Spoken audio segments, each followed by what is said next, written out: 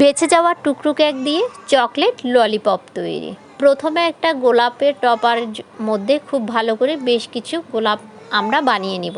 আর এটা শুধুমাত্র dark chocolate গলিয়ে এভাবে মোল্ডের মধ্যে দিয়ে নর্মাল ফ্রিজে রাখলেই হয়ে যাবে। অপর পাশে বেশ কিছু বেঁচে দেওয়া চকলেট হাতের সাহায্যে খুব ভালো করে মেশ করে নিয়ে বেকিং পেপার বিছিয়ে বেলে নিতে হবে। একটা কাটারের সাহায্যে গোল গোল করে কেটে নিতে হবে ভিডিও দেখানো প্রসেস অনুযায়ী। কেটে একটা সাইডে রেখে দিতে হবে। বেশ কয়েক মিনিট আমরা ফ্রিজে রেখে দিব যেন এটা একটু হার্ড হয়ে আসে। ফ্রিজে রাখা হয়ে গেলে এটাকে কিন্তু এভাবে আপনারা ফ্রিজে রাখবেন।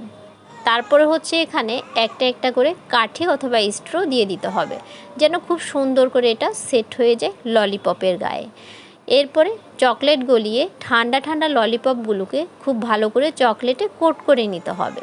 এক্সট্রা অতিরিক্ত চকলেটগুলো এভাবে কয়েক সেকেন্ড ধরে ফেলে দিতে হবে।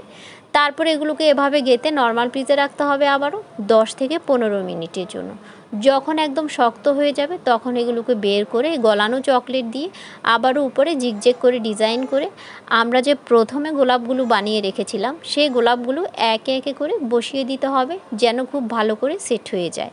বসানো হয়ে গেলে আবারও ফ্রিজে রেখে ঠান্ডা করে এই যে খুব মজাদার এবং লোভনীয় এই চকলেট ললিপপগুলো আপনারা কিন্তু তৈরি করে নিতে পারবেন।